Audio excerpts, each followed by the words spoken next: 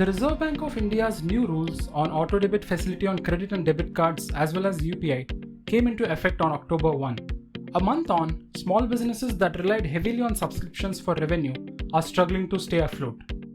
Under the new rules, customers have to go through a one-time registration process to set up an e-mandate on debit cards, credit cards and UPI.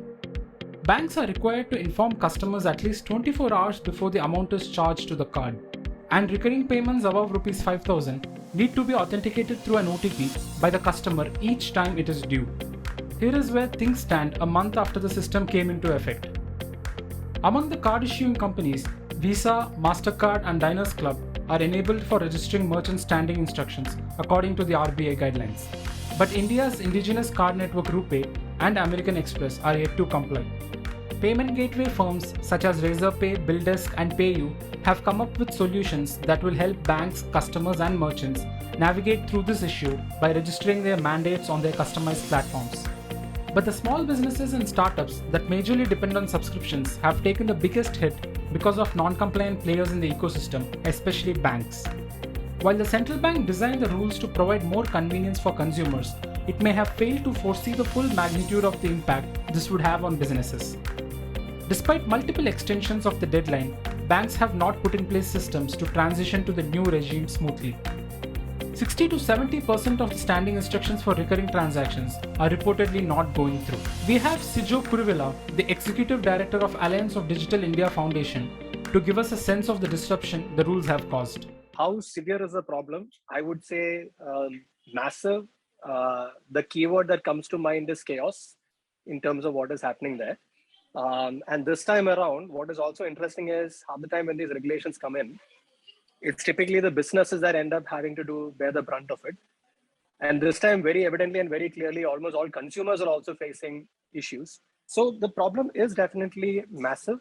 It is not pretty. It is not making us as a market also, look good globally, because it's like a blackout scenario in India, right? People are not getting a sense of why this is happening, kyun ho raha hai. And the interesting or the ironic part is that this was holiday weekend, where people are supposed to actually relax, be peaceful, and it's creating a lot of disruptions. So yes, the simplest keyword I would probably put is chaos. This was, let's say in classic, sports language, it's unforced error, right?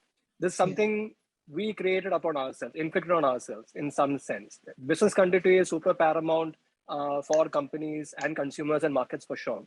And here, the unfortunate reality is, if you are a company registered in India, if you are a company who have an Indian credit card, you are the only people who are suffering, right? When RBI says that they're actually doing it on the behalf of customers to ensure that it's for their well-being and safety and ease of use, right? But at the same time, the customers are also not exactly happy, and they are going through a lot of pain and hardships.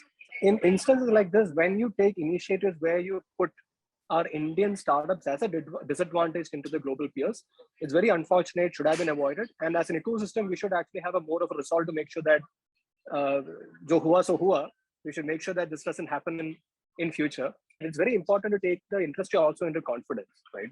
So let's say even when we send that request for extending the deadline for the tokenization as ADIF, right? Now, one argument is that the banks are ready, everything is ready, it's just a function of adopting it, right?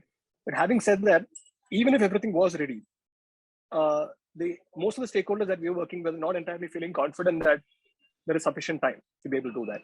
So sometimes allaying fears and concerns and making sure every stakeholder is taken on board is also equally important in terms of restoring business confidence. With this present scenario, I think we are facing a situation, not just companies re-domiciling, even consumers thinking, hey, maybe I should have a international credit card. So even in the interest of protecting customers, right? Even the customer payments were breaking left, right, and center, right? Every service was breaking. Entertainment, B2B services, anything that you take, everything was breaking.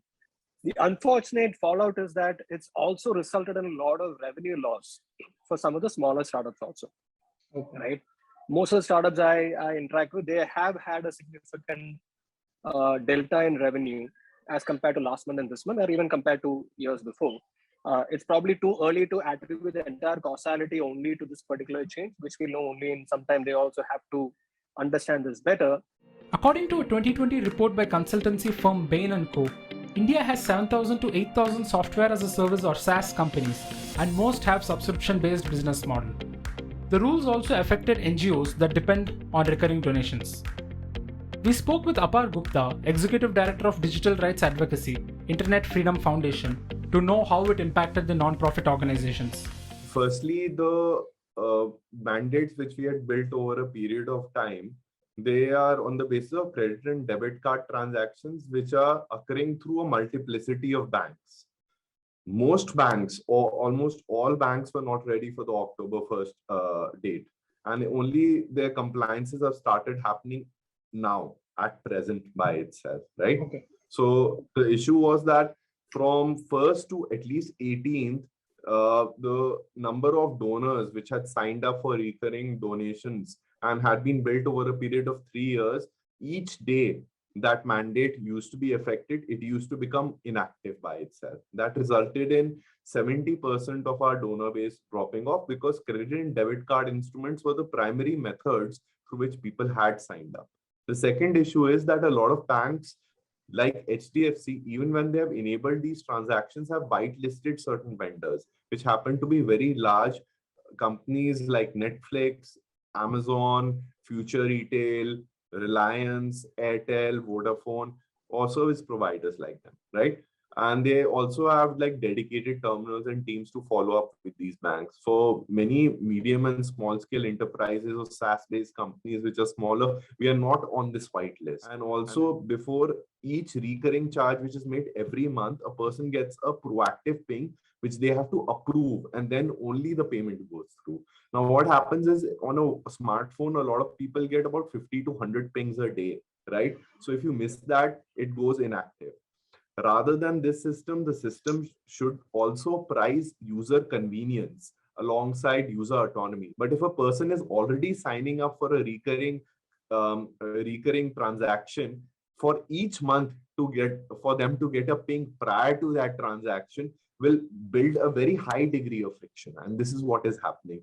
So more or less, not only for IFF, but I would say much more broadly the sector, there's some problems with the regulation itself, how it's being made, but more often than not, in our experience, the ability of people right now to even give us money across several banks and sign up for recurring subscriptions, both through UPI as well as through credit and debit cards, is still being impacted.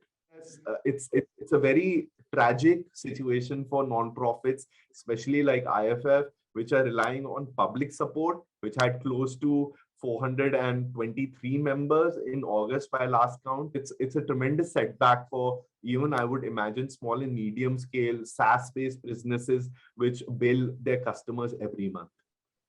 The fault, to a larger degree, rests with the banks which have not implemented these systems, have not been technically ready to offer their customers the kind of services they need. The troubles do not end here. Companies in India that pay for servers, business tools, and other cloud-based services using credit cards are forced to painstakingly make direct payments to international merchants for each service so their operations do not come to a standstill. This is because none of the banks are honoring corporate credit card payments to foreign vendors.